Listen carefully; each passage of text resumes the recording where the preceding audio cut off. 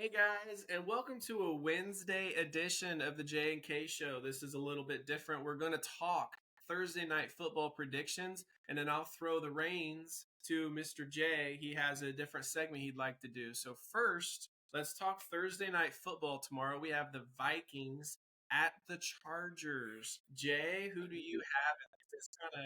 This is pretty close in my mind. Who you It's got? going to be very close. I don't think you could argue anybody's guess who's going to win this game. So Now, pretty much ESPN that has it being at a said, coin flip. It's like 49-3 to it should be. 50. Like it's Yeah, it should be a coin flip game. I think it'll actually be a very, very good Thursday night game. It should yeah. be. I would probably give the nod to the Chargers for being at home and not having to travel that far on a short week. So I think that should be in their favor a little bit, given the fact, the game that Justin Herbert just had. Oh my God, throwing for over 400. hmm Some garbage Disgusting. time kind of A stuff. lot of garbage, a lot of tired defense. But, they were coming from behind a lot in that game.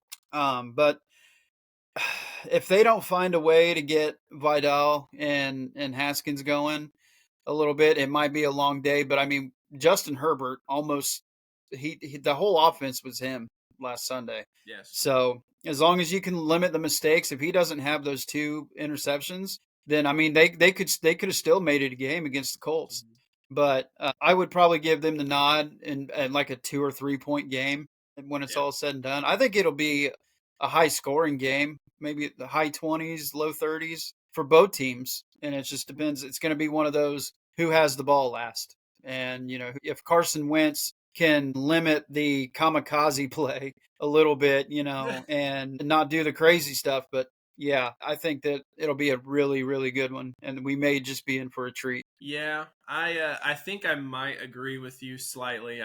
I feel like quarterback play, I'm going to have to give that edge to Herbert on this one. The running back play, I might actually go Minnesota. I think Yeah, Jordan for sure. Mason and even Aaron Jones, if he can get in 30%, I think they have a more of an edge at running the ball. If they run the ball well, I think Minnesota will end up winning, but I don't think they will do it Yeah, quite well enough. yeah. Haskins is going to be kind of the game time decision, it seems, on the short week. So they could Mm-hmm. be left with nothing but Vidal and whoever their third string at this point in time is, Mm-hmm. as far as coming in for giving them a break. So I Yeah, worry about the Chargers' running game a little bit, but I just think that the receiving cores are pretty close. I really think highly of Keenan Allen, and I think their big absolutely. three matches up well. They make up the gap that maybe a Justin Jefferson has on Keenan Allen a little bit, and the overall receiving core and tight end. These teams are it's close, and I just think the edge has to go to QB. So the Mm-hmm. defenses are both also pretty good. It's I have to give the Mm-hmm. edge to Herbert and the Chargers in this one, but yeah, like you said, very close. Probably whoever has the ball last. Yep. I think in Yep. a short week, Minnesota traveling over there, that matters too. So it's everything you said. That's spot on. If Minnesota was at home, I might be picking Minnesota since their Yeah. running backs are going to be in a better situation and they could control the game, which could still happen. But yeah, I think that the Chargers will pull it out with like the last drive of the game. Yeah. That's what I think. Yeah, the Chargers at this point, they're probably going to have to start bringing in practice squad running backs, Yep. just going out and going outside of SoFi Stadium, just be like, hey, who can run a sub 540? And just hold open tryouts. There's some people there in LA that are athletically gifted. I think there's plenty of So professionals playing other places that they could call. yeah, they could. Well, basketball season's starting up, so they're not going to be able to just grab an NBA guy. Baseball season, you would say, is over, but the No, I Dodgers are in the mean World like Series, Canadian so football. I mean, there's guys without jobs. Does Duke Johnson have a yeah, job? There are plenty of guys yeah, that may not have a hmm job. Call LaShawn McCoy yep. out of retirement. No, no, he'll snap an Achilles on the first play. Um, I think we've I mentioned know. Leonard Fournette. There's guys out there. Stop saying Leonard Fournette, man. Stop it. Khalil Herbert is on somebody's third or fourth string. You could just make a Mm-hmm. move. I think the Chargers Yeah, should. Their running backs have been injured. They probably should try to bring in somebody for like a 6th round draft pick and see if they can get yeah. someone in the building. Obviously, the Kamara ball thing isn't going to happen the way we hoped it would happen. Missed marketing opportunity, Jim. Yeah. Missed marketing opportunity. What better marriage? What I better don't marriage would there have been than Kamara and Harbaugh? I don't think I have much interest in like Harbrice. I'm not interested. Yeah. Or Well, you could say Hall Harbaugh. ball. You could say Hall ball, Harbaugh. but I've yeah, never that heard of would okay. That'll be the new campaign. Let's get Hall. Brees Hall ball. Yeah, I could see him doing some damage over there. Yeah, Oh, get him okay. out of New It York. just happens to work, so you're like, Get him. reality is Yeah, the reality is yeah, Brees Hall it does need to change his scenery because for what he's doing for the Jets, it's not working. They don't open up yeah. the running gaps for them. I don't know that they'd want to trade him because Braylon Allen's injured. He's probably going to be out hmm until the very end of the season. He may not come back with his ankle injury that he had surgery on. Isaiah hmm Davis, I don't know what running backs they have. They may be apprehensive of moving Brees Hall even at 0-7 because they're just like we don't have any other running backs to put in. hmm So Yeah. we'll see how that plays. But they don't want to pay him either, right? I don't think No. they want to pay him. I think that they should probably just poach someone's practice squad. Maybe get you a diamond in the rough Yeah. because they also need left tackle. So I mean, they got if they can get those two holes right now, because that seems to be the only thing that the Chargers are missing is their left tackle and a running back. But I mean, Vidal, I think he's a viable running Yes. back, especially in their system. But he can't do it alone. Yeah, he can't do He's it all too much. he can't be a 3 down back. He just can't be. Not the whole entire game. Nobody can do that. Yeah. So get him in there. Get him somebody that can come in and give him a series or two off here and there, and I still have a viable threat to run. Get you maybe pick you up a trade for a left tackle. Maybe get you. You're gonna have if they don't make anything right now. They're probably gonna still be in that 15 to 20 range as far as draft picks goes. So you could give up a first rounder for a tackle right now, a viable tackle from a team who's not that got anything to play for. So you can reach out and try to make a move because they're going to want to get better. So I was like, Mhm. hey, we'll give you another first round draft pick next year you can use for your team. Give us your left tackle because we're contenders. And maybe that takes them from 20th to gives them a playoff spot. And then they can have a pretty successful year and build on it. I agree. Obviously, that left tackle thing is hurting them as well. Oh, yeah. Herbert, we were brushing him pretty good. He had guys around him making him a little uncomfortable. I think early in the game when our guys had so much energy, that was one of the reasons the Chargers were having some issues Mm-hmm. moving the football.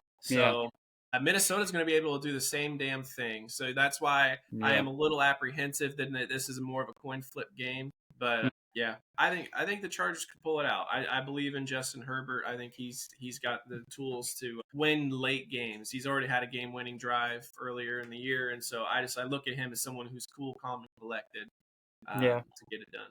Yeah, I just think that they're going to be able to score more points than Minnesota can. Yeah, Minnesota's definitely got a better ground attack right now, and they could absolutely ride that for the entire game and still find a way to win. Keep Herbert off the field. That's how you're going to have to beat him. You can't let Herbert be on the field. So they could use that to their advantage and maybe limit the scoring a little bit. Yeah, I could see that, but I think that they're just going to be putting up points. I don't think that they're going to be able to stop them, on more than 7 or 8 drives. You know what I mean? So that'll give them at least 3 or 4 drives to score points. And I think that's what the Chargers are going to do at least. kudos to Minnesota because they've just I think done a better job bringing in running backs. When you bring in Oh. Aaron Jones, Mm-hmm. when you bring in Aaron Jones, and then you bring in a Jordan Mason, that's a third string guy for the 49ers. You bring in, you had seen his ability to run the football and be productive for them. So you bring him in, so now you have two guys. And when Aaron Jones go down, you go bring Cam Akers back, and he's a possible Yeah. guy that can run the ball. That's what the Chargers were needing to do. I think they just hadn't scouted very many because, to be Mm-hmm. fair, they started the year with Najee Harris, they had Hampton, Haskins, and now they're on their fourth string starting by Yeah. week 7. Like that's a big, some teams are Yeah. taking They. these kind of injuries and really going like one position. Like, well, we lost the left tackle 3 times basically, and we lost running back 3 times. Everybody else has actually been fairly healthy. They've only been banged up Mm-hmm. here or there and maybe missed a game, but like nothing tragic. But those two positions have been completely in turmoil as far as injuries go. Yeah. Yeah. They had a fantastic running back room going into the year. Mm-hmm. Yeah. Yeah, injuries have just hit them hard, and it sucks. It's part of it though. So, but I mean, it's a situation now where they have to go make a move. They if they want it to be relevant this year, that division is so butthole tight right now Hmm. that if you don't make a move to stay relevant and to stay competitive, you're basically waving the white flag because Denver and KC are not going anywhere. They're going to be right up there the whole entire year. So Yeah. you And have so, to do something to keep up the pace with them. yeah, do you want to win the division, or are you just happy having a shot at the playoffs? Because I think I Yeah. can see the Chargers getting in the playoffs, but Hmm. if they don't get some things figured out soon, then they will be a game or Yeah. two behind somebody in their own division, Yeah. and I could looking at definitely, a wild card automatically. and I could definitely see the three AFC West teams getting in. Yes, That's not outside of it's the realm of that happen. possibility. Yeah. Yeah, it could absolutely happen, but you kind of want to make sure that you're hosting a playoff game and you're not going on the road because more than likely you're going to go on the road against an AFC West opponent. You're Mhm. going to have to play one of those two guys for the third time. And it's never easy. They always say the third game, if you have to play a divisional opponent, the third time is the toughest game Yeah. because you've gone over all the video you can, scouted all you can. Now you just got to go out on the field and bust the shit out of somebody. Mhm. So it's all about, who wants it more then. So maybe give yourself at least the home field advantage part so you don't have to travel. Mhm. But KC and Denver are going to be at the top no matter what. Mhm. So right now, I think Denver has it by a game. So And you KC got and Denver haven't been KC's played yet. third.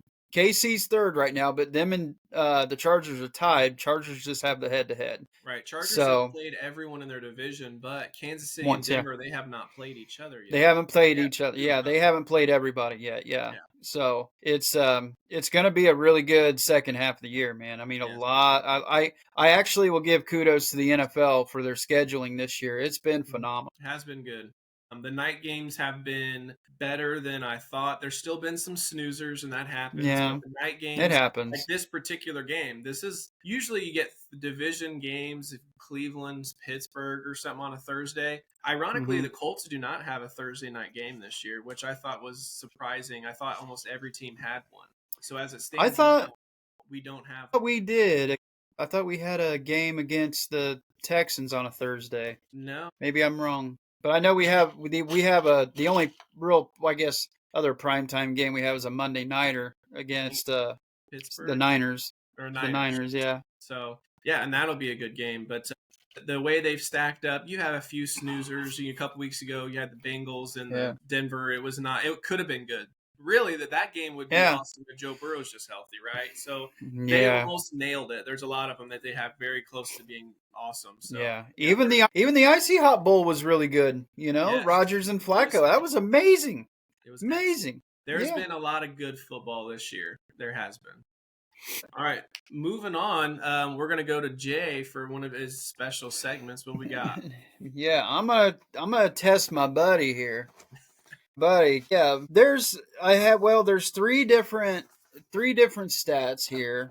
I guess you could say leaders in certain categories. And I don't know if yeah, I'm probably just going to ask you cuz some of them might be obvious. I'm just going to ask you who is the leader in Okay. each category here. There's only 3, so don't worry. Okay. The first category I'm going to bring up here is defense. Okay.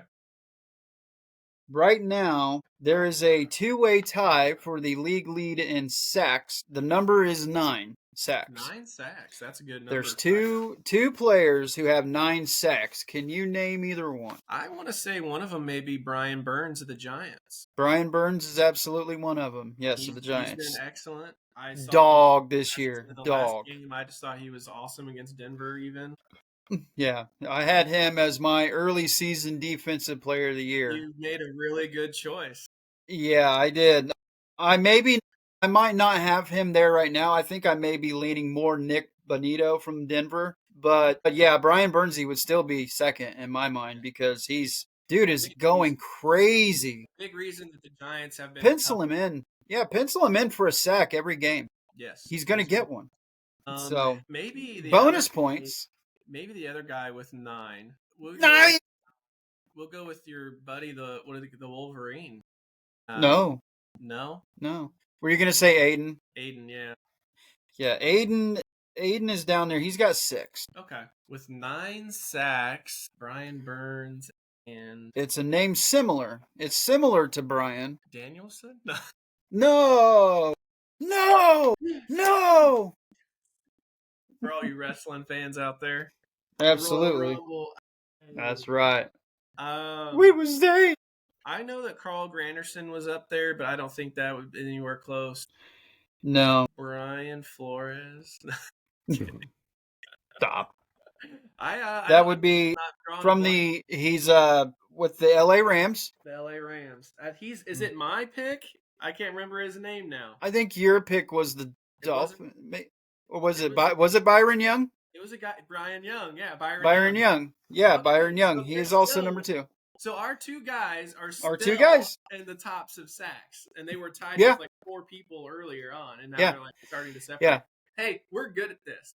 Hey, not too bad for some fellas with only 100 followers, huh? Yeah, not too bad. What? I could not remember his name. I was thinking Rams and Saints in my head, and I was just like, that the name was escaping me. Yeah. Third place with 8 sacks, he's by himself with 8, is one Nick Benito, who would be probably my front runner for player of the year right now. And then you have right behind him his teammate Jonathan Cooper. So Denver's very viable on defense. They got 2 of the top guys at sacks. Yeah, that's awesome. Yeah. And then rounding up the top 5 is one Aiden of Hutchinson. Aiden of Hutchinson. And just a shout out. Mm-hmm. Al-Quadin Muhammad is in the top 15. He's got 5 sacks this year. What a bud. Yeah, he's a good guy. Good guy, Al Muhammad. He's built really good, and he's like Jadeveon Clowney built, but he has more effort. Yeah, I believe the kids would say he's thick with 2 C's. Ooh, thick. All right. All right. What's the next one? That was a good one. What's the next one? My next one. Yeah, we'll go with this. Most sacked quarterback this year. He has taken the most sacks this year with 30. He has been sacked 30 times through week 7. And Joe Burrow got out there before he could be. Joe Burrow died getting sacked 4 times. The most sacked 30 times. Yep. Don't type it into your phone. Don't cheat. I have my hands. You're praying. You're praying for the wisdom. I'm trying to get it right here. Yeah. Guys that are coming to mind, I'm thinking guys like Justin Fields. He's second. Yeah. Justin Fields. Who else is holding the ball and getting sacked a lot? I don't even even though Geno has played poorly throwing picks, I don't think he's been sacked as many times, Geno's been sacked 19 times. Yeah, he hasn't been getting sacked that much. Like some. No. He throws an interception before he can get hit. Sacks. It's escaping me. I know there's another guy that just keeps getting killed. Well, sometimes you get sacked. Sometimes you get sacked, and then sometimes you just let the ball go and let the other team pick it up and run it back for 6. Oh, yeah. Bryce Young and then Cam Ward, one of them. Cam Ward. Yep, Cam Ward. Yep. Sacked 30 times in your rookie campaign. It's like I said. That's team. Tennessee is just David Carr-ish. Might I make that comparison? It's like watching David Carr all over again. Yeah. In that 2002 year. Someone surprising. Called Derek Carr and asked him to come out of retirement. He said no. I can't remember who it was. No. Cincinnati. No. Or somebody. No, I don't think he would. No, he wouldn't. I saw a report saying that Derek Carr was contacted. I think it was the Bengals contacted. Oh, I'm sure he was contacted. And he's good enough to play anywhere, even right now. You know, you would want him to come in, but he's so done with football, I think. So the Carrs have taken their licks and have been able to call it when they are over it. Like both of them have. That's what they're going to be remembered for. Are guys that had a lot of arm talent and then we get their asses kicked a lot sometimes. And obviously, Derek, being the younger brother, he took a little bit more of an ass kicking through his career as far as, well, but I can do it, and I'll come back better next year. David was just like, look, this expansion team was so damn bad that he was like, what am I going to do? I've been sacked 60 times every year. Yeah. Well, to his credit, he took a lot of sacks early, but he ended up with a Super Bowl ring, so he got paid back. David Carr got a Super Bowl ring? With the Giants, yeah. Was Eli and the Giants? Oh my God, I done forgot about that. Yeah, with when they beat New England. He was on that team. Well, I should say the first time they beat New England. He was on that team, yeah. So, yeah, it was pretty good. And my surprise... stat of the day, in case people forgot, David Carr, is a Super Bowl champion. Yeah. Use that for trivia when you go to the bar this weekend. You can use that and maybe win you a free smoke or something. There you go. To round out the last three in the top 5 of this most sacked was surprising to me because number 3, he was tied with Justin Fields at 22, was Drake May. He's been sacked 22 times. His running around, he's actually had to take sacks. Okay. Yeah. And then I guess you could say technically 4th place is Jalen Hurts, 21 times. I thought Jalen. And yeah, to round out the top 5, it's a tie with 20, is Justin Herbert and Trevor Lawrence. Both have been sacked 20 times. So I thought that was kind of interesting. It's like, wow, you can understand Cam Ward and Justin Fields getting sacked a lot because they're on really bad teams right now. But Drake May, Jalen Hurts, Herbert, Lawrence, they're all on competitive teams who are in the mix. I think that's when they talk about play style. So, like, if Fields was on those teams, he would still be on the list because of his play style. So people will blame Fields, be like, oh, yeah, you're running around too much, you're holding the ball too long. Well, there's other guys that do that on successful football teams. Yeah. And they get high sacks because of it, but that doesn't mean that they have to be unsuccessful. That's not the thing. Yeah. The reality is for Fields, his line is bad enough that he's not able to hold the ball and then actually make plays sometimes too. He's really just not able to do it. Whereas Hurts and them, they can afford to run around some, or Drake May, they can, well, that's part of my play style. We can still get it on the next down. Fields and them can't. Yeah. They can't get it on the next down. Yeah. And that's insane. Yeah. I just thought that was kind of an interesting stat line. I was like, oh my God. I wonder if everybody knows this. That's why I wanted to bring it up, because it's like, I know people watch us for our incredible faces and our dynamite personalities and everything. So I just wanted to maybe actually give some good insight for these people so they can use it while they're getting in arguments with Chiefs fans at work. We have so many good young quarterbacks coming up. We might have to do a segment where we rank our quarterbacks that are 3 seasons or less and rank them, because Drake May, what a year he's having.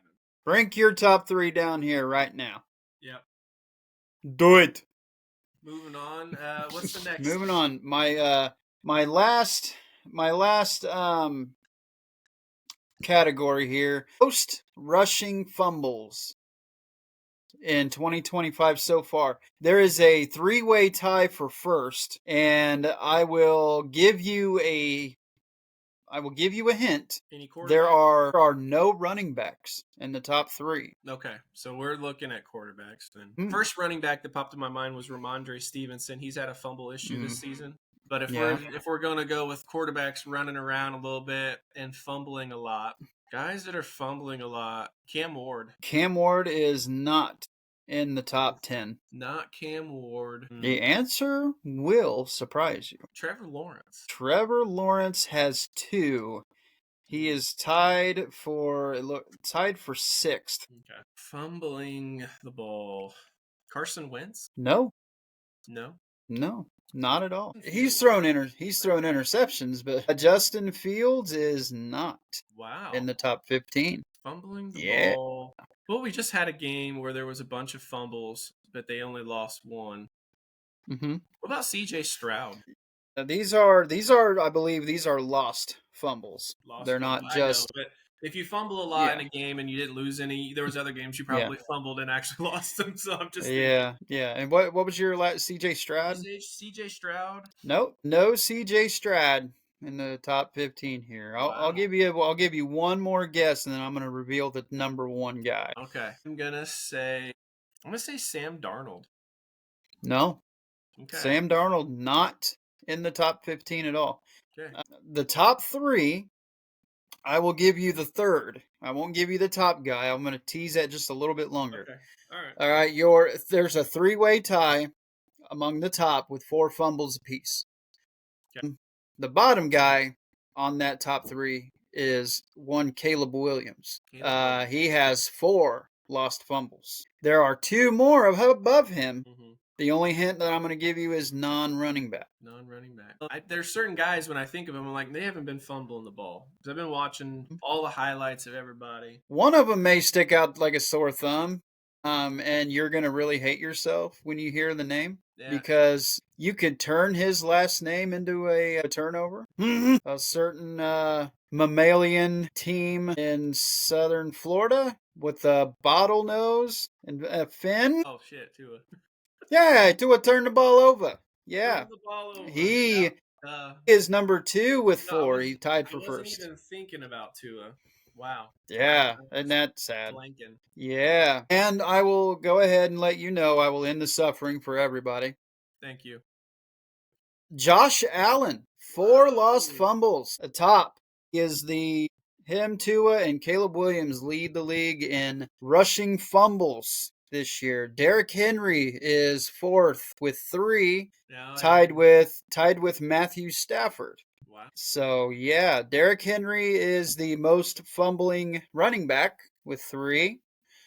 And then yeah. Oh, I thought that was very surprising when I saw that today. Somebody that has not been turning the ball over much, and it's definitely not throwing picks. But yeah, he has fumbled 4 times. That's interesting. I would have definitely picked guys like Trevor Lawrence, Geno Smith. There was a lot of guys I would have thought before him. That's interesting.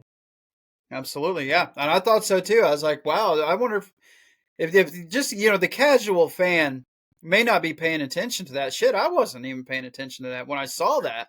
I was like, holy shit. So yeah, if you get a chance to go to the NFL.com website, shameless plug, they have the next gen stats on there, man. That's some interesting stuff that they show you on there. So pay attention to that, man. You can learn a lot of interesting shit on that. I do have a follow-up, just some other interesting stats and surprises that I came across, which I think everybody would be maybe shocked to figure out. My number one shock on this list is that Justin Jefferson only has 1 receiving touchdown. Only 1. Wow. But this dude, and at least in fantasy football, he's still scoring 15 to 25 points every week because he's getting so many catches, especially if you're in a PPR league. But 1 touchdown.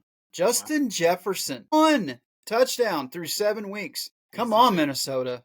Get him the rock. 6 touchdowns. We're talking about him as maybe he's the best receiver in football. He would be the best receiver in football. Yeah, that is interesting. I mean, he gets that gritty. He gets that gritty. I mean, every game he plays hard.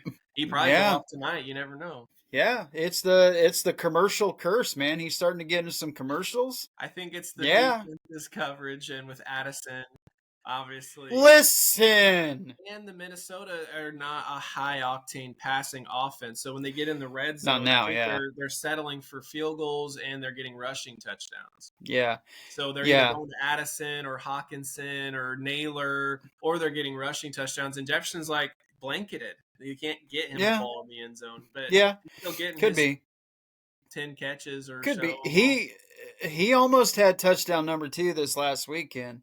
And I don't know if you saw the highlight or not, but Cooper DeJean made a hell of a play on him and knocked that ball out of his hand. So, I mean, it was a good play there. He would have 2, but yeah, maybe it wouldn't be such a shock. But to only see a 1 in his touchdown column would shock the shit out of me. Right. And to go along with that, what we were talking about yesterday, Courtland Sutton, he is in the top 10 for receiving touchdowns. He has 3 receiving touchdowns. And he is sitting at 469 as far as yards go. Okay. So you could argue he's having a more productive season than Justin Jefferson right now. And to me, that's disgusting. I those words should not be able to be formed into a sentence. They just shouldn't be. But Jefferson very, has, very, you know, very telling. Very telling. if Bo Nix was throwing to Jefferson and stuff, they would probably he'd have He probably would like have more. 606 touchdowns. He might could have more. Yeah, you're not right there. We'll go through a couple more here. Uh, Another surprising stat: Jake Ferguson is second in the league with 6 touchdowns. He's awesome. A tight end. Yes. Whoa. Jake Ferguson is having himself a big, big season. I would say Mm-hmm. that's the biggest reason. There's so many reasons, but like if I was going to rank them, Jake Ferguson emerging at tight end and them using him has created a big Mm-hmm. three to throw to for Dallas with Yeah. CD healthy. Their running game being there with Javonte Williams being one of the top running backs in the league. And then Mm-hmm. Dak staying clean enough and playing clean football and stuff. He's not getting put on the dirt so much. He's not throwing a bunch of picks. Like those reasons alone, it's like, yeah, they're one of the best offenses in football because they're using their guys and they're all producing. They're all Yeah. performing at a high level. Like Yeah. they're Dallas, dare I say, kind of fun to watch because with Very fun. their defense being a little suspect, especially early in the season, you're kind of expecting a high scoring game every time you watch Dallas play. Yeah, and that's why I've said from the beginning, in fantasy football, play your players against Dallas because it's going to be a shootout every week. You're going to have opportunities to get points scored. And just, to keep the Dallas theme going, there's 2 more Cowboys on my list. And I think I said Jake Ferguson was tied for second with 6. He's tied for third with 6. Okay. Right with him, tied for third with 6, is George Pickens. He has 6 touchdowns. Like what a blessing, CeeDee Lamb going down to help Dak get a rapport with George Pickens, and now they have 2 number 1 receivers and the Yeah. number 1 tight end in And the football number as one well tight end. Yeah, you could say they have the top 3 pass catchers right in now, the NFL. and it's insane how potent they are right now. And Yeah, you wouldn't think of it, not them guys, but you got and Javante also Smith. on my list. Yeah, Javante's just he's second in the league in rushing yards. So stupid, so Yeah. stupid. And then you got just a quick thing, Dak Prescott. He has 16 touchdown passes, only 3 interceptions, and he is sitting at 1,881 passing yards right now. He is having a great year. And if Mm-hmm. Dallas's defense is any better, Dak would definitely be in the MVP running. Mm-hmm. He's having a good, productive, solid year. He's not turning the ball over, and he's hitting his guys. So If they good were on Dak. if they were what 5-1-1, they would he would be in the conversation. It's because of the record and what's happened. But you think about their defense letting go a lot. If he's going to score a bunch of points and win despite the defense, at the end of the year, people are going to be talking Dak. They're going to say, well, the dude's averaging Mm-hmm. 30 some points a game to deal with his defense allowing 24 or 5. And Yeah. they're going to be talking about him. Like even Dak, there's a lot of guys right now at quarterback. I understand why it's a quarterback award because right now there's guys that are trending towards almost 40 touchdowns, only like 7 picks as of right now. Like we're Yeah. nearing the midway, and there is like 5, 6, 7 quarterbacks that could all go for almost 40 touchdowns and Mm-hmm. less than 10 picks. That's Yeah. a huge score for quarterbacks. That's a huge like you're going to have a hard time picking an MVP if you have that many. If you have 7 or 8 guys with a Yeah. similar stat line, they're all going to have a case. Yeah. Absolutely. But yeah, I would say Dallas. All they got to do is get that defense figured out. They can be scary. They can be very scary if they get any sort of effort and production out of that defense that they have. Everybody wants to shit on Jerry Jones for the Micah move, and maybe rightfully so. But to this point, for them to be what are they in one? Yes. Is that what they are? 3-3-1. They're at five. You could argue just above 500. Mm-hmm. Seeing the teams that they've played, I think they're in a better spot than maybe even they thought they would be in. Yes. And CD's getting healthy at the perfect time. Mm-hmm. They're getting ready to go into the meat of their schedule, so it should be fun to watch them for sure. I'll only throw a couple more at you. We'll stick with We'll stick with quarterbacks and what I thought was not a mind blowing stat line, but I think surprising. Even with his 3 interceptions against the Bears on Sunday, Spencer Rattler is at 8 touchdowns, right now 4 picks. So he only had 1 interception going into the Bears game. Hmm. And he is at right now 1,450 yards passing. He's having a decent year. Before Sunday, he was having a great year.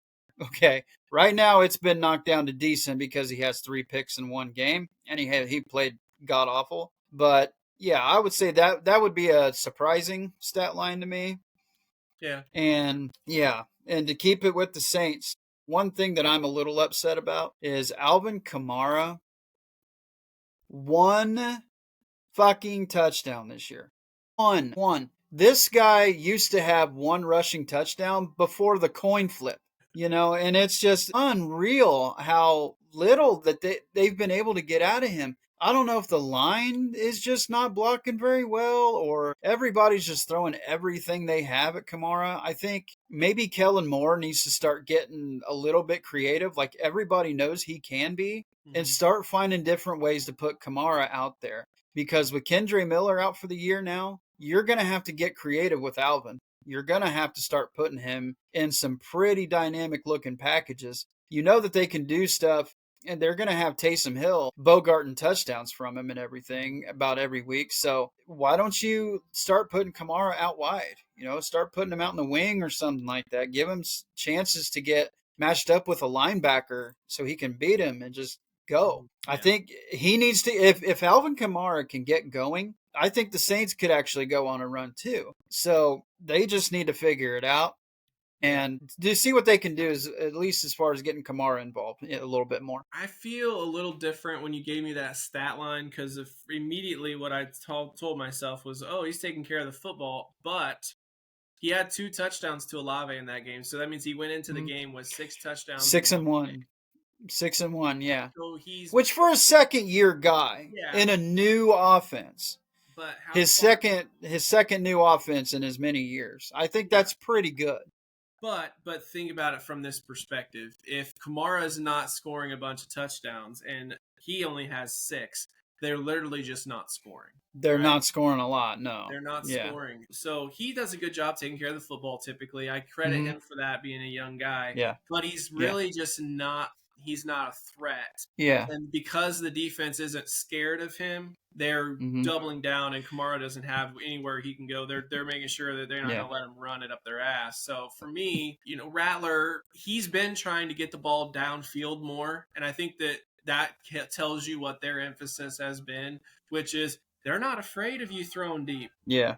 They're not Yeah. worried about any of that. They're not, you're going to dink and dunk 5 yard this, 10 yard this. So I think that they've been making an effort to go downfield more. But yeah, Mm-hmm. they're a little bit out of sync. They're not making enough splash plays to keep the defense honest. So for me, I'm not wildly surprised with the Saints, and I don't think they can go on a run in any way. Yeah. They just A lot of field goals this year. they need A a lot lot of field more. goals. Yeah. Yeah, they need touchdowns, but they've been kicking a lot of field goals this year. They're settling. They're moving the ball. They're just not getting into the end zone a lot. So Also, Kamara, he literally said, "If you trade me, I'm gonna go down to Cancun." just have some margaritas, bud. That's all I'm gonna do. I don't want to say this negatively too much on Kamara, but for me, if you want to stay in New Orleans and be on a losing team and threaten retirement, maybe he's really just not that interested in playing for a winning team or playing winning football. Like he doesn't necessarily like it's not high on his priority. I feel like he's getting close to retirement for himself.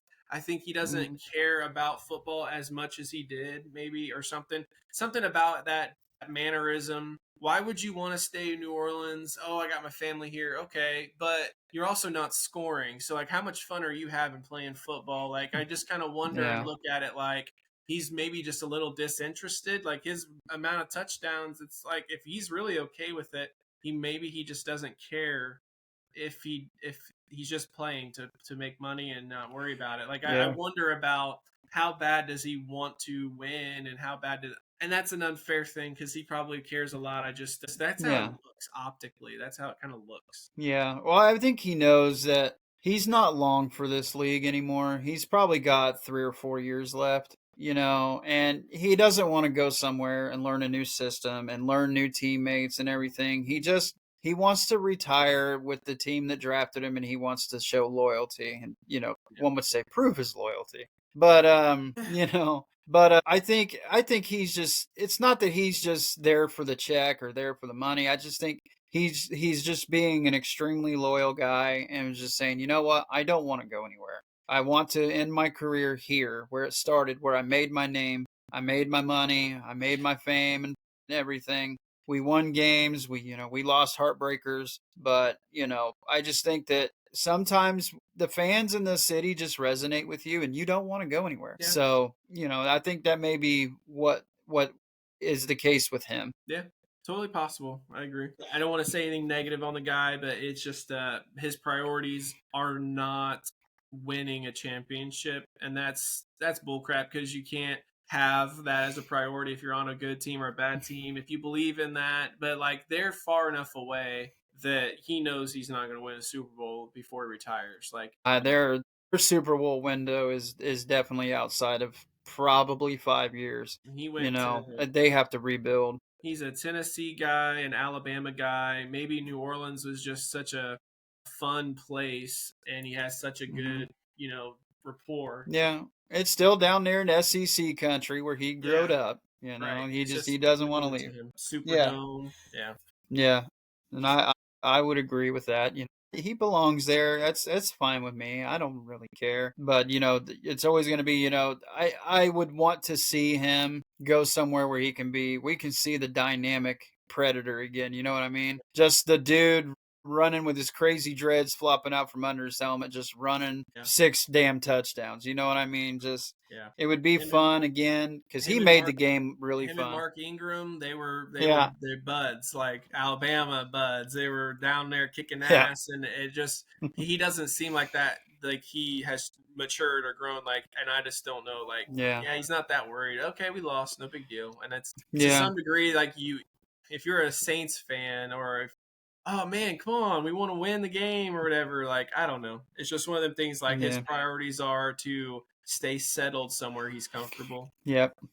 My last stat here, which I thought was a little shocking, but really kind of not, I guess you could say. Stephon Diggs has yet to score a touchdown. Has not scored a touchdown yet this year. Man, Has that's huge. had many great games. I see what you did there. He has had quite a couple really good games, especially the one at Buffalo where they upset the Bills. Right. He went off, 10 plus catches, over 100 yards, but still didn't score. He hasn't found the end zone, but right now with him, especially the way the New England's playing right now, it's just a matter of time.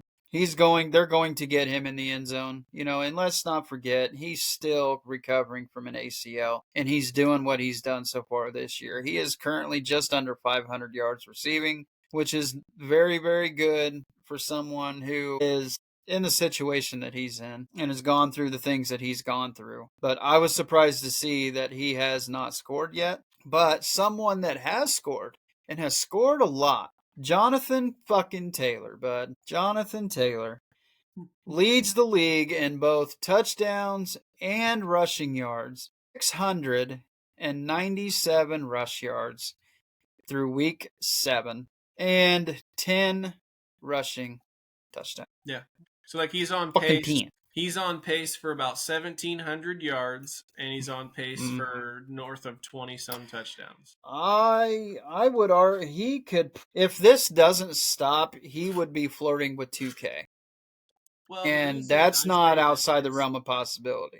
we've played 7 games, so he's averaging basically Mm-hmm. 100 yards a game. So that's why I said 1,700. Mm-hmm. Yeah. So if his production doesn't slow down at all, and he's able to keep up, about a 90 to 110 yard per game average, Mm-hmm. he's gonna be flirting with the 2,000 yard mark, and Mm-hmm. it's gonna be insane to think that the Colts will have a close to 2,000 yard rusher, 10 rushing touchdowns To through be 7 weeks fair, is insane. the way they do their MVPs, they're not going to pick a Taylor, but it would be a fun thing to talk about. Hey, non-skill guy or non-quarterbacks, who are your top guys for MVP? What they Hmm. usually do is, oh, hey, that's the Offensive Player of the Year award. Now, Yeah. Jonathan Taylor's been snubbed once before. I would say right now it does not seem that he will be Hmm. snubbed again because Puka No. Nakua doesn't have the touchdowns that Cooper Kupp had. So really, Mm-mm. Amon-Ra St. Brown is the guy kind of chasing Jonathan Taylor from receiver Yeah. wise as the best Yep. receiver in the NFL. I believe so. Yeah. And that's a good little one right there. But I think I'm really tired of seeing only quarterbacks get considered for MVP. I think we need to get back to the Adrian Petersons, the LaDainian Tomlinsons. And it's not like during their day quarterbacks were ass.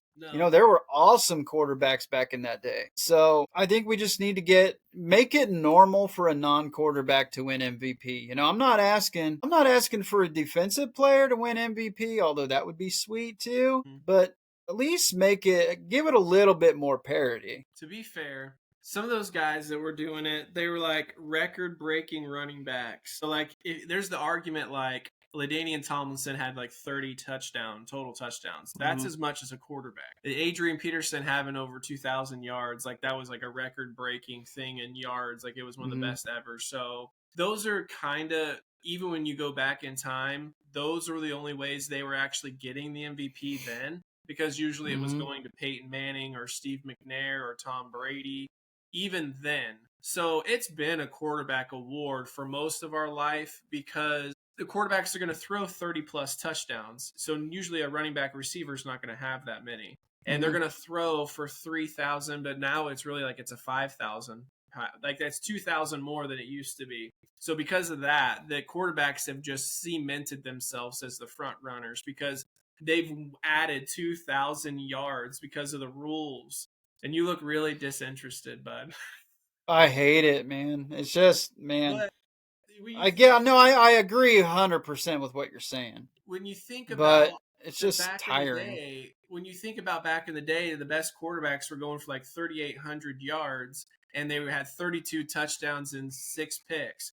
Well, those Mm-hmm. stat lines are inflated now. All that is inflation. Yeah. Now it's 5,000 yards passing, 40 plus touchdowns, 42, and then it's like Mm-hmm. 6 picks. So you got to think they have like 10 more passing touchdowns and 2,000 more passing yards than they used to.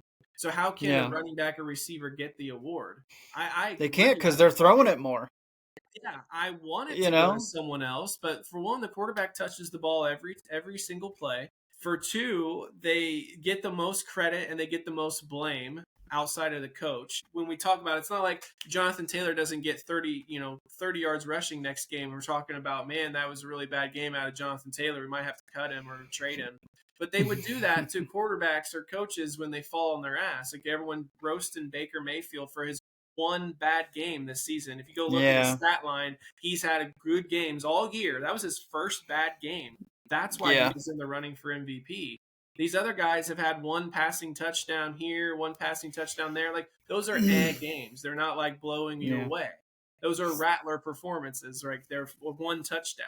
Baker Mayfield Yeah. has been consistently good all year until last week. So yeah, it's going to Mm-hmm. be a quarterback award. It's disappointing, but we have, like we just said earlier, 7 guys could have 40 touchdowns and like 8 picks right now. It's not going to a Mm-hmm. running back. But I Yeah. think it's important that we know the Offensive Player of the Year, that is the honorary MVP award, right? That's Mm-hmm. to Yeah. us, we know that Offensive Player of the Year, that is kind of the secondary MVP. So I've changed my stance on it to some degree and not let it bother me as much as it used to. Yeah. I guess you could say MVP honorable mention. Right? That's kind of what that award is. Because if you think about it right now, Taylor is the Offensive Player of the Year right now, right? 100%. That already tells you that he's an MVP candidate then, right? Because every Offensive Yeah. Player of the Year, they are an MVP candidate. The problem is they don't play quarterback and they don't have 40 touchdowns. It's just one of those things. Like they, in a different world, every quarterback this year finishes with about 33 touchdowns, about 3,800 yards and 6 picks. Jonathan Taylor would win MVP, but they're not going to. So that's why it's tough. Yeah, some years you have Trent Dilfer and Brad Johnson winning Super Bowls, and going to the Super Bowl. Yes. I get it. The talent right now is the best that it's ever been. The quarterback play this era is the best that it's ever been. Hmm. So I get it. I understand why the MVP award mainly goes to quarterbacks, and it's always going to go to quarterbacks. Yeah. Like, I get it, but there's going to be, maybe it'll take a decade or two, but I think there's going to be a shift where the NFL goes back a little bit and goes away from the quarterback, and you start to see, more common Jamar Chases and Justin Jeffersons and Cooper Kupps and Puka Nakuas, all over the place, who will not be able to be denied, being in the front conversation for that award. And you're going to have your running backs, and maybe Jonathan Taylor is opening the door for those guys. You have Jonathan Taylor, doing what he's doing, Jahmyr Gibbs, James Cook, even. Those guys are poster children for the MVP award going to a deserving running back. And I think it's those guys are going to start leading the chase for running backs in the future to win the award and be considered seriously for the award. If one of them doesn't win it themselves first, which you very well could. I would love to see Jonathan Taylor or somebody not a quarterback win the award. I think it would be refreshing for NFL fans to see. My take on receiver here is, for a receiver, they're going to have to be like a Debo Samuel. I think they're going to have to get 5 carries a game. Mm-hmm. I think that receivers, someone's going to have kick return and like have Devin Hester type year where they're also getting 3, 4, 5 touchdowns on punt and kick return. And honestly, your Travis Hunters, they might even have to be a guy that you can play on defense and have this Deion Sanders kind of scenario where they're good on both sides. Yeah. That's the only way in my mind, is ever going to win an MVP award, is if they're running the ball, kick returning, or playing defense also, because they already get paid so much. I honestly think that the narrative with the NFL is, well, if you give a running back an MVP, then their cost is going to go up. I believe Oh, there's heaven forbid! Don't pay running backs. because here's the scenario, right? With what you were Mm-hmm. saying, the one thing you can say for running backs, LaDainian Tomlinson and all these guys, they weren't being thrown to 100 times a year. So your guys like Christian McCaffrey and Jonathan Taylor and Kamara and some of these guys in the past, they've been getting the ball a lot, throwing to them on top of the 300 carries they get in a year, right? So they're not only one of the best rushers, but you had guys like last year, Bijan Robinson and Bucky Irving, they were top 10 catches and they were running backs. So they were Mm-hmm. also running the ball a bunch too. So one of Yeah. the narratives is like the running backs are also doing more. They are inflated because you throw to them so much now too. Mm-hmm. They should also still have a chance for MVP, but if the NFL was to give MVPs to running backs, their price tag is going to go up. That Yeah. you're already giving them so much usage. They're the third most touching the football on the entire fucking offense, right? And so they're already griping, oh, we're a receiver and a Mm-hmm. running back. Well, then you give into the, well, we just got an MVP for Jonathan Taylor. It's going to increase the price tag and they'll start making 20, 25 a year. The fact that Yeah. receivers make 30 plus and they only touch the ball sometimes 5 or 6 times in a game, an entire game, Mm. and they're never going to win MVP unless they play on other spots of the team, the side of the ball. They're going to have to play somewhere else other than just the X receiver. I'm just like, there's some reasons, I think, politically why running back will not get it. And that's probably the only reason that Christian McCaffrey hasn't won it twice. I mean, he should be at least a one-time MVP winner. He should have gotten the award. Where does his teams go when he's hurt? It's a factor. Down right? the tube, They down don't the play tube. very good. Yeah, down the tube. Carolina, especially when, if you take him away, holy hell, they're nowhere near the threat that they were. Right. So I think he's well deserving of one. He should be in the MVP hall right now. Mm-hmm. Guys like him, so including Bijan Robinson. I hope that Bijan is able to win an MVP one day. I love watching Bijan play. It sucks that he's on a different team, but I love watching him play, man, because he's so dynamic and he can always take the ball, just like McCaffrey. Anytime he touches it, he can take it 90 yards. Mm-hmm. So he's a great receiver. He's a great running back. So you get those guys that can do both. I mean, yeah, your quarterback is going to be the one who touches the ball the most and the one who distributes the ball and everything. But when you have a running back who is also your leading receiver, I mean that's a guy doing two things. That's almost like playing offense and defense at the same time. You know, True. it's like I'm a running back. I'm carrying the ball 20 times, and I'm also getting 8 receptions a game for 100 yards. What else do you want me to do? And that for What that can they do? for that team doing something like that, that's their MVP on the team. So shouldn't they have Yes, a chance at MVP for the league, right? and that's what it stands for, literally. Mm-hmm. Yeah, I agree. Kudos to the running backs. Show running backs some love. We talk about Give them them some being love. crybabies or they get hurt all the time. It's like, wait a minute, Hmm. just to think for a second. Bijan Robinson is a good catching running back. Christian Hmm. McCaffrey is a good catching running back. When these guys were in high school going to college, they could have just switched to receiver and they'd be making twice as much money right now. Yeah, it's Kudos to the criminal. running backs seeing the market in the Yeah, NFL, and they're like, yeah, we love this. We're running backs. Like we're gonna stay running backs. They are yeah, literally telling kids in high school and college and stuff. They're literally saying to them financially, it would be better for you to be a receiver because you're making yep, twice as much money. yep. And I think Bijan, I think will reset the market when he gets his next contract. I think he's going to reset the market. I think he's going to be a 20 million plus running back. And that's going to, I believe, help reset the market the way McCaffrey did, the way Taylor did.